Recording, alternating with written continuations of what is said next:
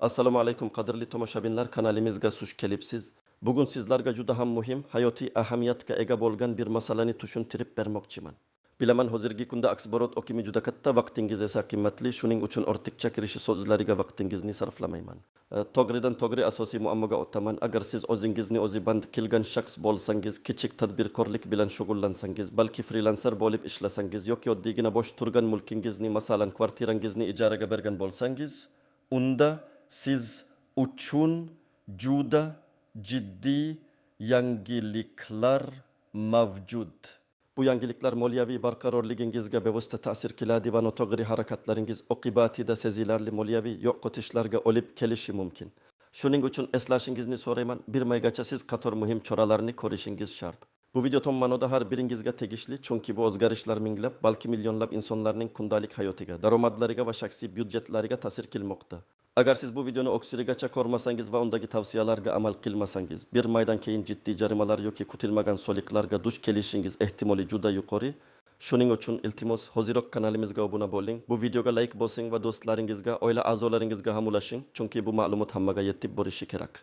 Vaqtimiz cheklangan, muddat esa yaqin. Muammoning mohiyati Shosh avvallari vaziyat qanday edi va hozir nima o'zgardi? Yaqin vaqtgacha, ya'ni so'nggi bir necha yil ichida o'zini o'zi band qilgan shaxslar uchun soliq tizimi ancha sodda edi. Asosan ular o'z faoliyat turini ro'yxatdan o'tkazib, keyin yillik belgilangan miqdordagi yagona ijtimoiy soliqni to'lab, hech qanday qo'shimcha deklaratsiya yoki hisobot topshirmasdan faoliyat yuritishlari mumkin edi. Masalan, repetitorlar, uy xizmatlari ko'rsatuvchilar, sartaroshlar, hunarmandlar, taksi haydovchilari yoki kichik kosmetologiya xizmatlari bilan shug'ullanuvchilar uchun bu juda qulay tizim edi. Ular har oyda minimal miqdorda soliq to'lashardi va bu bilan barcha majburiyatlari tugardi. Bu tizim aholining keng qatlamini, ayniqsa norasmiy bandlik bilan shug'ullanayotganlarni qonuniylashtirish va ularni himoyalashga yordam berdi. Chunki ular to'lagan soliqlar kelajakda pensiya jamg'armasiga hisoblanardi.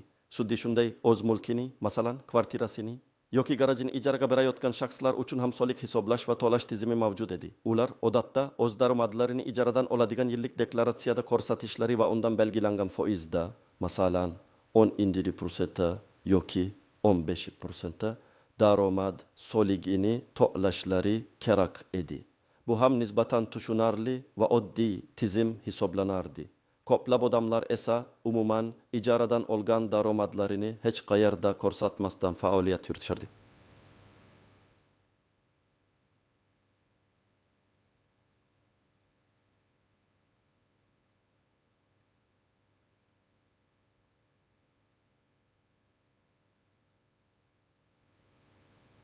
Fiyat mexanizmlari unchalik rivojlanmagan edi, o'rsabagan edi. Endi esa vaziyat tubdan o'zgardi. Prezidentimizning va hukumatimizning yangi qarorlari, soliq kodeksiga kiritilgan o'zgartirishlar natijasida 2014-yilning yanvaridan boshlab o'zini o'zi band qilgan shaxslar va mol mulkini ijaraga berayotgan jismoniy shaxslar uchun soliqqa tortishning yangi tartibi joriy etildi. Bu tartib eski tizimdan farqli o'laroq bir nechta asosiy o'zgarishlarni o'z ichiga oladi va ularning eng muhimi shundaki, endi deyarli barcha daromad turlari uchun aniq hisobot va soliq to'lovi talab qilinadi.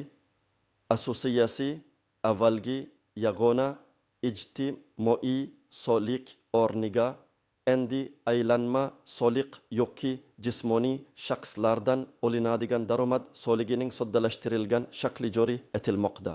Va bu yangi tizimga o'tish yoki daromadlaringizni qonuniylashtirish uchun belgilangan muddat. Vaqt o'tmay, bu muddatgacha siz qaysi soliq rejimida ishlashingizni tanlashingiz va tegishli xoralarni ko'rishingiz shart. Agar siz buni qilmasangiz, avtomatik ravishda umumiy soliq rejimiga o'tkazilasiz.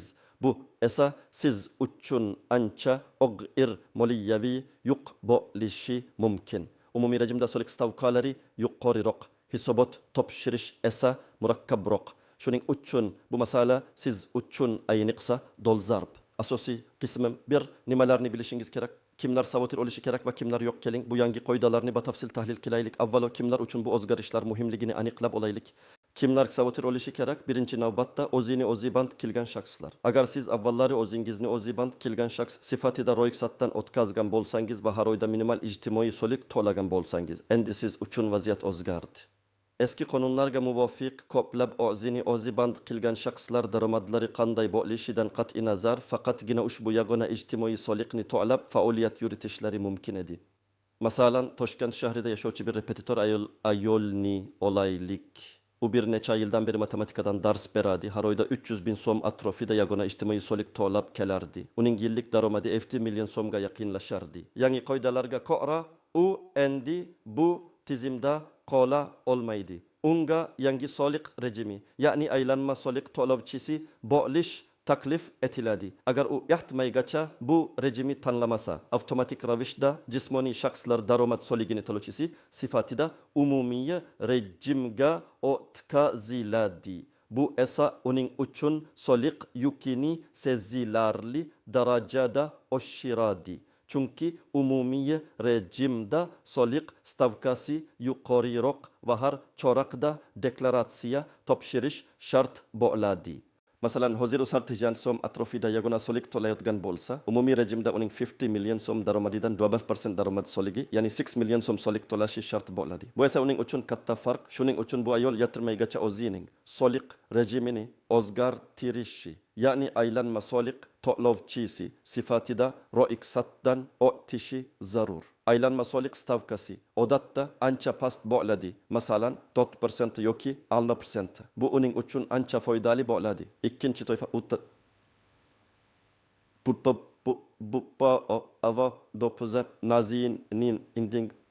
mol mulkini ijaraga berayotgan jismoniy shaxslar. Agar siz kvartira, garaj yoki boshqa biron bir mulkingizni ijaraga bergan bo'lsangiz va bundan daromad olayotgan bo'lsangiz, bu sizga ham tegishli. Avvalgi tizimda ko'pchilik ijara daromadlarini qonuniylashtirishga unchalik ahamiyat bermasdi. Ammo hozirgi kunda soliq organlari ijara munosabatlarini nazorat qilish mexanizmlarini sezilarli darajada kuchaytirdi. Endi elektron platformalar, bank operatsiyalari va boshqa manbalar orqali ijara daromadlari haqidagi ma'lumotlar avtomatik tarzda soliq qo'mitasiga kelib tushishi mumkin. Masalan, Samarqandda yashovchi bir fuqaro o'zining 2 xonali kvartirasini talabalarga oyiga 2 million so'mga ijaraga bergan. Ilgari u bu daromadni rasman hech qayerda ko'rsatmagan, chunki uning fikricha bu murakkablik tug'dirardi. Endi esa yangi qoidalarga ko'ra, agar u kelmaygacha o'zining ijara shartnomasini ro'yxatdan o'tkazmasa va daromadini deklaratsiya qilmasa, soliq organlari tomonidan aniqlanganda nafaqat belgilangan daromad soliqini odatda 15% yoki 15% to'lashi, balki qo'shimcha ravishda jarimaga tortilishi ham mumkin. Jarima miqdori ancha sezilarli bo'lishi mumkin. Ba'zi hollarda to'lanmagan soliq summasining 20% dan 70% gacha bo'lishi mumkin. Shuning uchun u ham atmaygacha soliq organlariga murojaat qilib, ijara shartnomasini ro'yxatdan o'tkazishi va kelajakda daromadlarini muntazam deklaratsiya qilib borishi shart. Yoki agar u sonli mulklarni ijaroga bersa, hatto yuridik shaxs sifatida ro'yxatdan o'tib, kichik biznes subyektlari uchun mo'ljallangan soliq rejimlarini tanlashi ham mumkin. Uchinchi toifa bu freelancerlar va xizmat ko'rsatish sohasidagi ba'zi shaxslar. Agar siz internet orqali xizmatlar ko'rsatsangiz, masalan, web dizayn, dasturlash, kontent yaratish, onlayn konsultatsiyalar yoki kichik do'kon seks faoliyatini yuritadigan, ammo yuridik shaxs sifatida ro'yxatdan o'tmagan bo'lsangiz, siz ham e'tiborli bo'lishingiz kerak. Yangi qoidalar norasmiy daromadlarni aniqlash va soliqqa tortish bo'yicha nazoratni kuchaytirmoqda. Masalan, andijonlik yosh dasturchi har oyda iqtisodiy mijozlardan binda inabama yabannabatin balatlar atrofida daromad olardi. Uning daromadlari xalqaro to'lov tizimlari orqali bank kartasiga kelib tushardi. Ilgari bu daromadlar nazoratdan tashqarida qolishi mumkin edi. Endi esa banklar va soliq organlari o'rtasida aksborot almashinuvi kuchaytirilgan. Agar bu dasturchi bermaygacha o'zi band qilgan shaxs sifatida ro'yxatdan o'tmasa yoki yakka tartibdagi tadbirkor sifatida faoliyatini qonuniylashtirmasa, u ham katta muammolarga duch kelishi mumkin. Bank operatsiyalari monitoringi orqali uning daromadlari aniqlanadi va unga to'lanmagan soliqlar bo'yicha hisob kitoblar kelishi mumkin. Hatto o'tgan davrlar uchun ham. Shuning uchun u ham etmaygacha o'zining faoliyatini rasmiylashtirishi va tegishli soliq rejimini tanlashi shart. Kimlar savotir olmasligi kerak? Bu yangi qoidalar asosan tadbirkorlik faoliyati bilan shug'ullanadigan, daromad oladigan jismoniy shaxslarga tegishli. Agar siz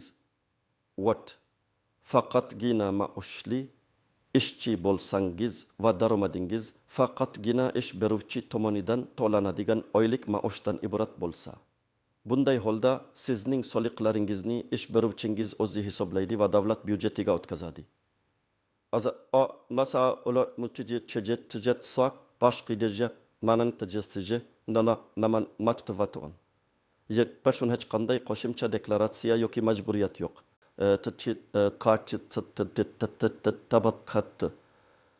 Pensioner bo'lsangiz va faqatgina pensiya daromadi bilan yashasangiz, pensiya daromadlari soliqqa tortilmaydi va sizdan hech qanday hisobot talab qilinmaydi. 3. Talaba bo'lsangiz va faqatgina stipendiya olayotgan bo'lsangiz, stipendiya ham soliqqa tortilmaydigan daromad hisoblanadi.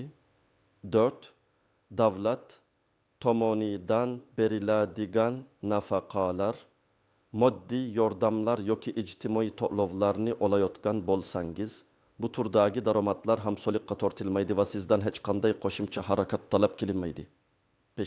O'z shaxsiy ehtiyojlaringiz uchun bir martalik oldi-sotdi operatsiyasini amalga oshirgan bo'lsangiz, masalan, o'zingizning eski mashinangizni sotgan bo'lsangiz, bu kabi shaxsiy mulkni sotishdan olingan daromadlar ba'zi istisnolar bilan soliqqa tortilmaydi. Agar bu faoliyat doimiy va tadbirkorlik xususiyatiga ega bo'lmasa. Masalan, bir yilda bir marta mashina sotish odatiy hol, lekin har oyda bir nechta mashina olib sotish tadbirkorlik faoliyati hisoblanadi.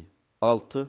Shuningdek, uy sharoitida yetishtirilgan qishloq xo'jaligi mahsulotlarini bozorda sotsangiz, ma'lum bir miqdordagi daromad soliqdan ozod qilinadi. Bu ham qishloq aholisi uchun muhim yengillik.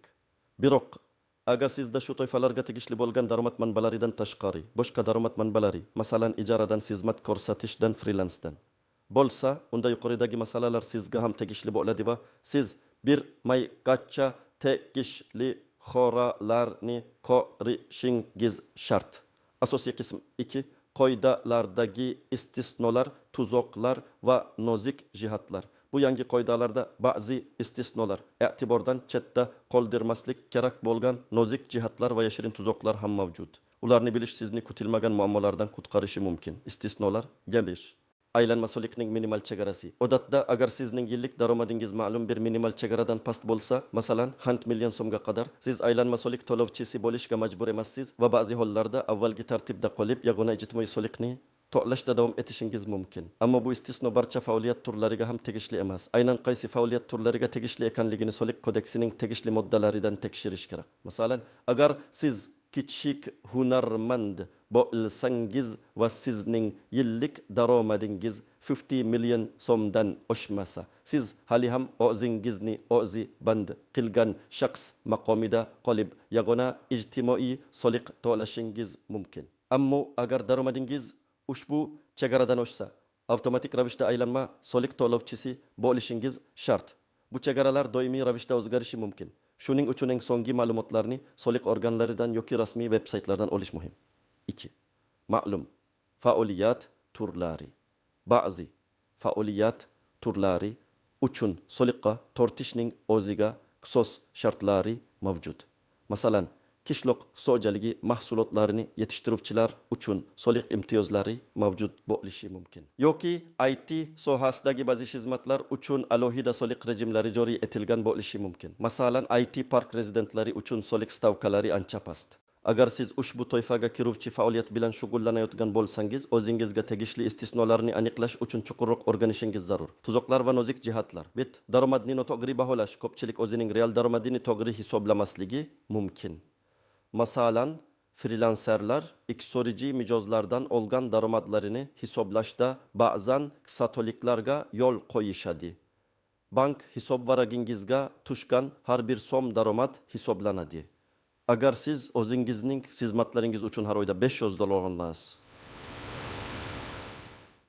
5 olsangiz va bu summani O'zbekiston so'miga konvertatsiya qilsangiz yiliga qancha daromad olayotganingizni aniq bilishingiz va shunga qarab soliq rejimini tanlashingiz kerak. Notogri hisoblash keyinchalik notogri soliq deklaratsiyasiga olib kelishi va jarimalarga sabab bo'lishi mumkin.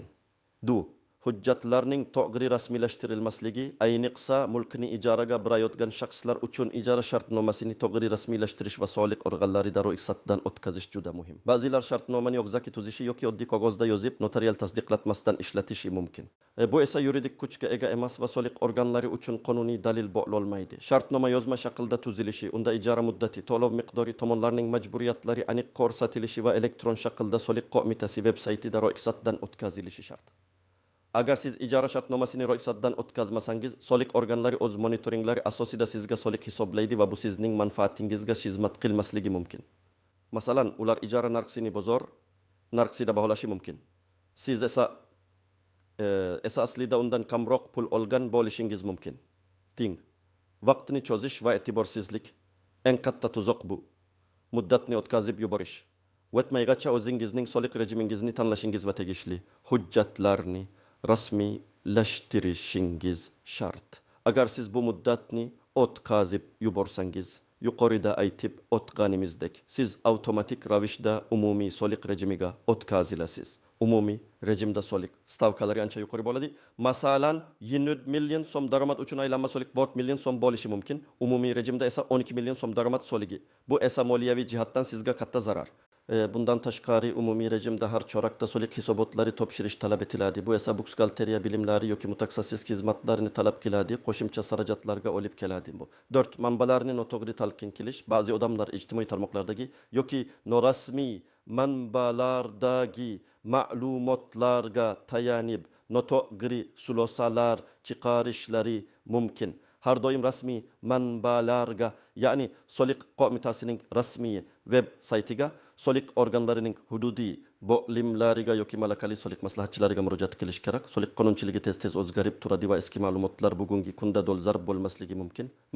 Bank operatsiyalarining nazorati, hozirgi kunda soliq organlari va banklar o'rtasidagi ma'lumot almashinuvi juda kuchaytirilgan. Har qanday bank kartasiga muntazam ravishda kelib tushayotgan pul o'tkazmalari soliq organlari e'tiborini tortishi mumkin. Agar sizning kartangizga doimiy ravishda ma'lum bir summadagi mablag'lar kelib tushsa va siz bu daromadlarni deklaratsiya qilmagan bo'lsangiz, soliq organlari sizni tekshiruvga chaqirishi va tushuntirish talab qilishi mumkin. Bu vaziyatda to'lanmagan soliqlar uchun jarimalar bilan birga hattoki huquqiy javobgarlik ham yuzaga kelishi mumkin. Ayniqsa katta miqdordagi soliqlarni to'lamaganlik holatlarida. Amaliy tavsiyalar, siz nima qilishingiz kerak? Endi eng muhim qismga, ya'ni aniq amaliy tavsiyalarga o'tamiz. O'tmaygacha siz qanday qadamlarni tashlashingiz kerakligini birma-bir tushuntirib beraman. Bu daromadlaringizni tahlil qiling va faoliyat turini aniqlang. Avvalo, siz o'zingizning oksirgi 12 oy davomidagi barcha daromadlaringizni to'liq ko'zdan kechirishingiz kerak.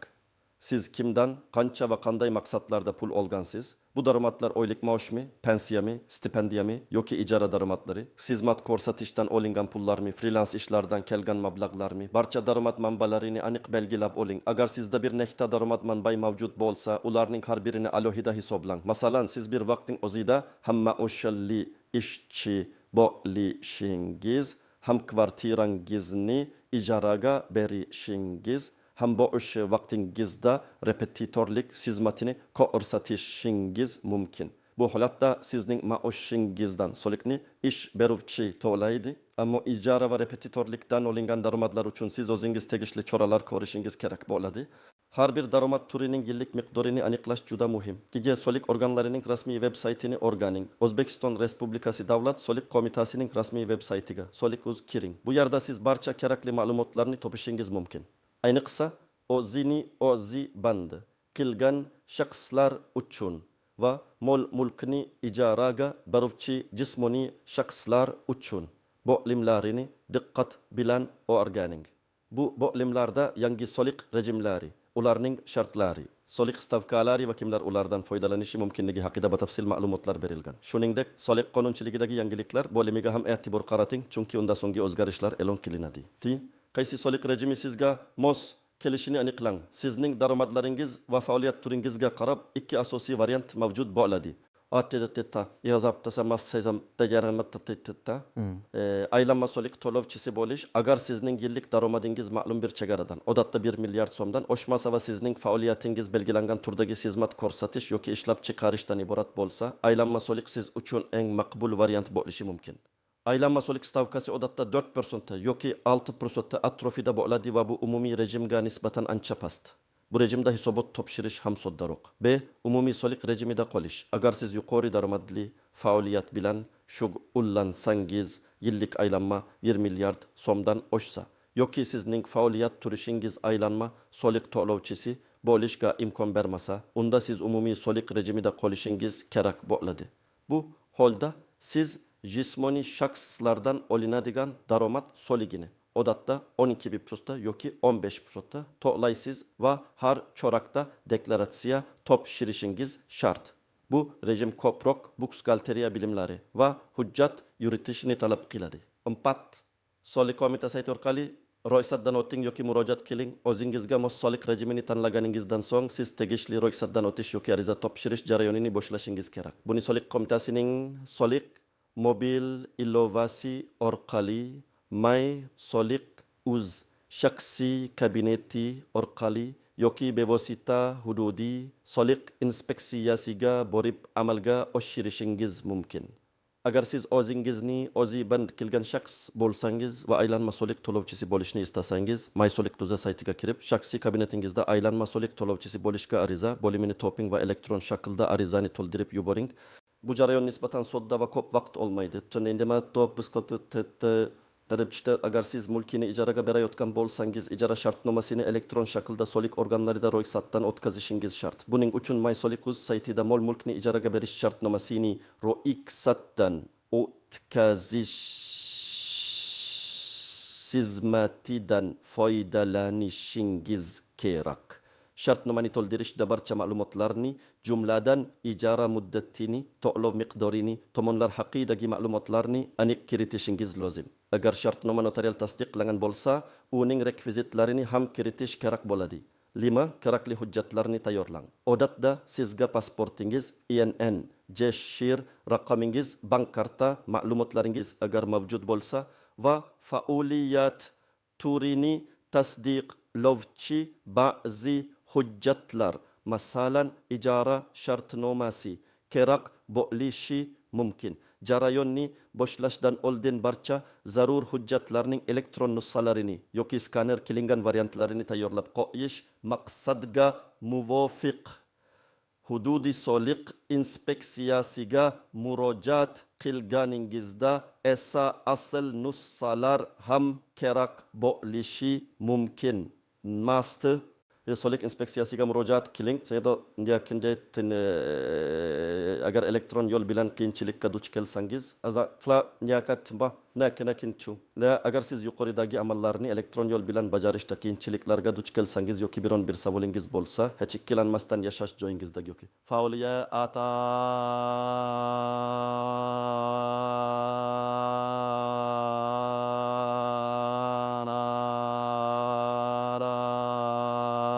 dingizdagi davlat soliq inspeksiyasiga bevosita murojaat qiling. U yerdagi mutaxassislar sizga barcha zarur tushuntirishlarni beradi va hujjatlarni rasmiylashtirishda yordam beradi. Soliq organlarining call center markaziga qo'ng'iroq qilish ham mumkin, odatda 108 raqamiga. Bu markazda sizga masofadan turib maslahat berishadi. Unutmang, vaqt juda oz qoldi. Shuning uchun bu jarayonni bugunoq boshlashingizni tavsiya qilaman. Sulosa va yakuniy chorlov qadrli tomoshabinlar, ko'rib turganingizdek, o'tmaygacha siz uchun hal qiluvchi ahamiyatga ega bo'lgan moliyaviy qarorlarni qabul qilishingiz va tegishli choralarni ko'rishingiz shart. Bu shunchaki ogohlantirish emas, balki kelajakdagi moliyaviy barqarorligingizni ta'minlash uchun hayotiy zaruratdir. Agar siz bu muddatni o'tkazib yuborsangiz, umumiy soliq rejimiga o'tkazilasiz. Bu esa sizning soliq yukingizni sezilarli darajada oshiradi va qo'shimcha hisobot majburiyatlari yuklaydi. Shuningdek, ijara daromadlarini yoki boshqa norasmiy daromadlarni deklaratsiya qilmaslik katta jarimalarga olib kelishi mumkin.